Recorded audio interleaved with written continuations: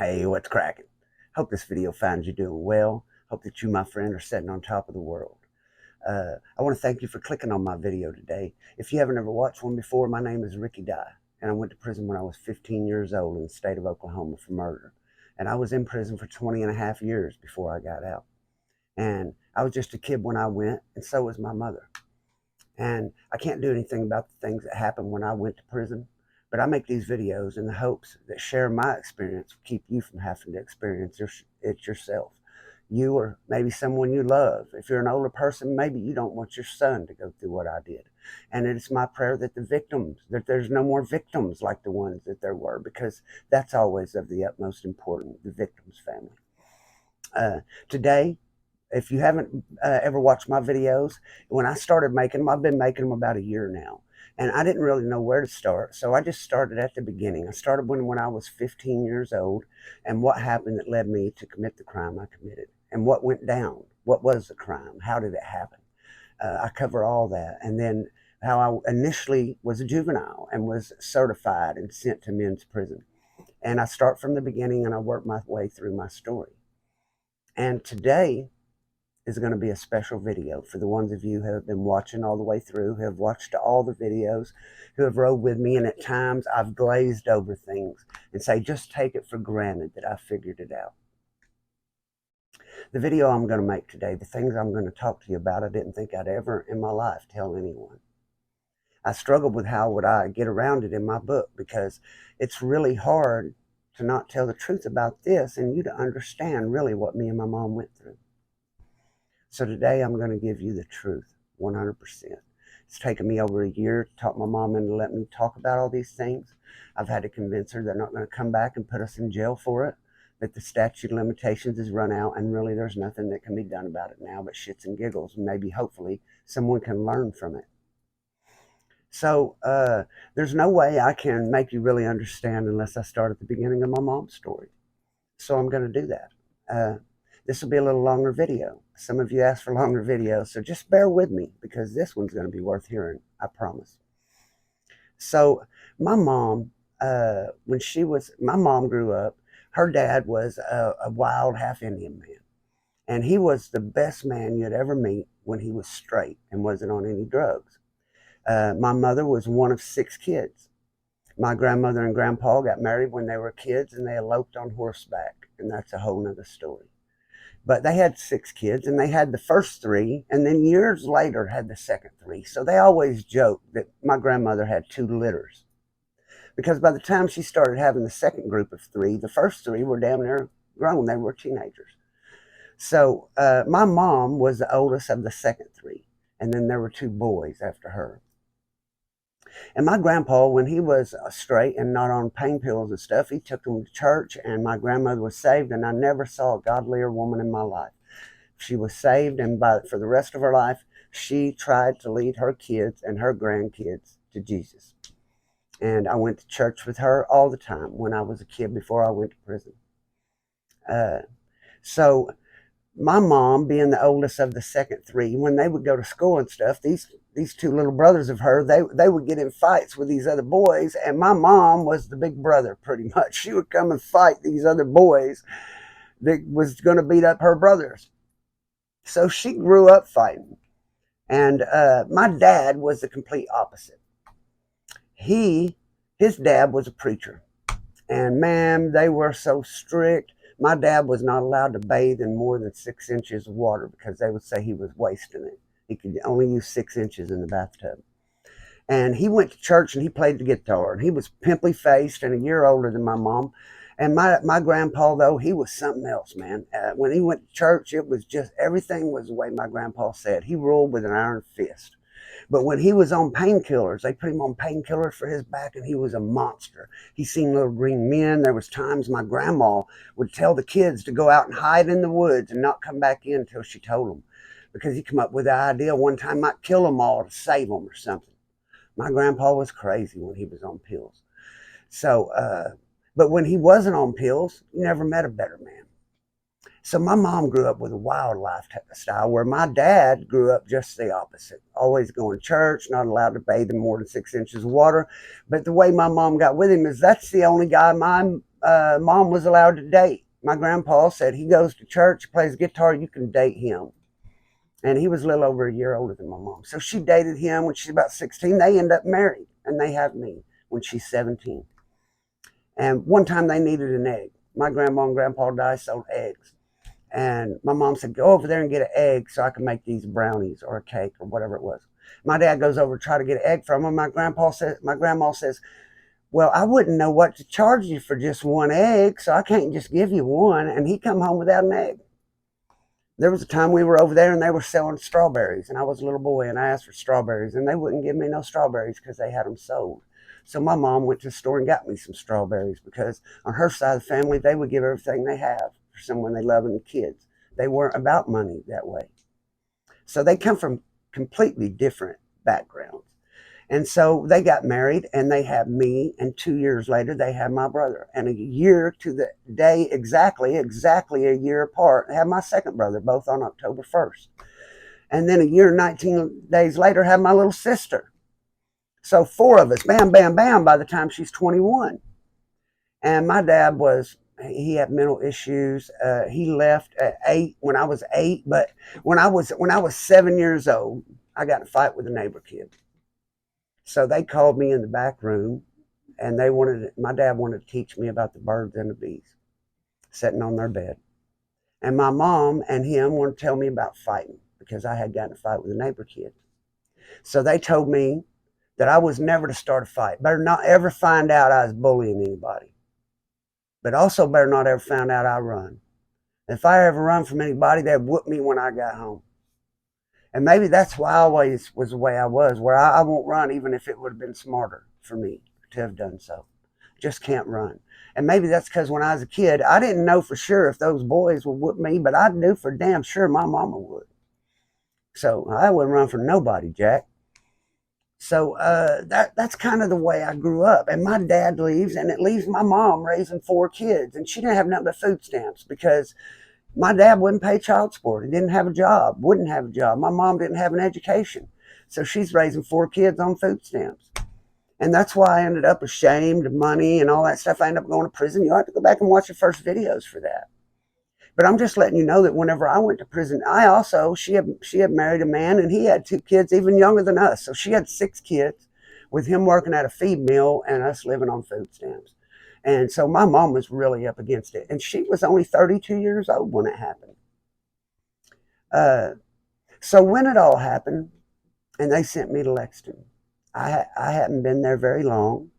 And my mom was with a different guy. And she was getting like $400 a month from the government for us kids or something. And at the time he was working, he told her that he didn't take her to take care of him. That money was for her to do whatever she wanted with, that he'd take care of her. So she's sending me that $400 every month. Started off, she sent it to my books. And then sure enough, some of these older guys hang around me. They see I get money. I'm a 17-year-old kid, and they're teaching me about, they get me home weed, and they show me where the store men are at, get me to borrow shit, tell me they'll help pay it. Then they never do, and it's always on me. And they tell me, man, you can get a better deal on this weed if you had cash. Would your mom bring the money up here to you? So they convinced me to go out there and ask my mom to try to bring the money to me instead. So my mom is a freaking rider, dude. My mom would come up there to visit. I would have black eyes. I would have split lips. There were times that I would try to tell my mom not to come visit, make up some bullshit excuse, because I didn't want her to see my face all busted up. And because I can only imagine what it was doing to her, man. I can only imagine if my 15-year-old kid went to prison. Now here's 17. He's been locked up 2 years on his prison with all these men, and I was just a little bitty guy. Keep coming out here busted up. I can only imagine, man, how many nights she stayed awake worried about me. And so she agreed, of course, to bring me the money. And she wrapped it up real little. It was $400 bills. It wasn't no bigger than a suppository, about that big. And she snuck it up there in her bra. She gave it to me. I said, I'm going to go over and give this to the guy that does the popcorn, and he'll bring it in for me. I told you about this in some of my videos when I was first coming to Lexington. And I said, I'm going to go give it to him. She said, no, you're not. They kill people over that kind of stuff in prison. That's too much money. Give it back. I'm going to put it on your books. If you're not taking it back in there, I'm not going to give it to you. I don't know how to do that. I ain't stuck nothing in my butt. I'm not sticking nothing in my butt. So, I don't want no one knowing I brought you nothing. If you go over there and give that to that guy, he knows I brought it in here. If you're not going to take it back to yourself, you give it back to me. I don't want you having that much money in there anyway. I said, I don't know how to do it. She said, well, I'll tell you how to do it. You go in there in the bathroom and you sit down on the toilet and you spit on it and you relax like you're going to poop and you just ease it up in there. That's how you do suppositories. And you don't tell nobody you've got that. And you don't get it all out at one time. You just use it $100 at a time. I should have brought it in change, but I didn't want it to be bigger. So I did it. First time I ever stuck something in my ass to bring it back. And you judge me if you want, but I was 17 years old trying to make it in prison. Trying to fit in with grown men that had been there for years, who had no family, nothing else coming in, but try to take advantage of this young kid they see. And I was trying to fit in. I've always been an outgoing guy. I haven't been the one to be quiet and stick to myself. I get nervous if I don't talk to someone and know what's going on. If I'm locked in a cell a long time, man, I want to go talk to people. I want to get a gauge of them. I want to see how they look, get a feel of them, and know that there's no trouble there. I don't like wondering and worrying about it. There's two kind of people in the world. One of them sit and wait on a problem. And the other one, if they think there's a problem, they go confront it. And I'm that one. Always have been. It's not because I'm brave. It's because I can't help it. It's just how I'm built. So after that happened, we move on to McAllister.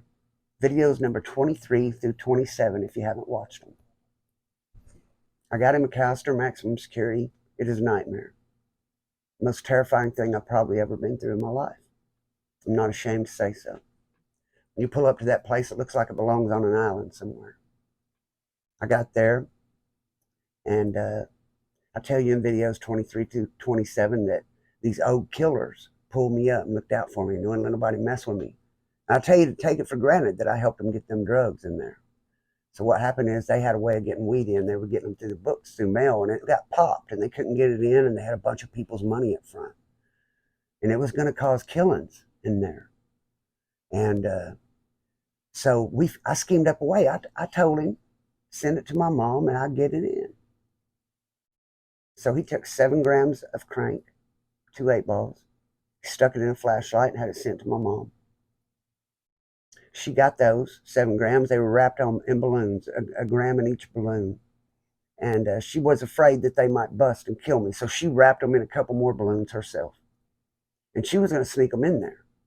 Right up in McAllister, maximum security. You come in there, you go through a metal detector, then they fill all on you, do a pat search. She was going to walk right through all that shit and bring that shit to me.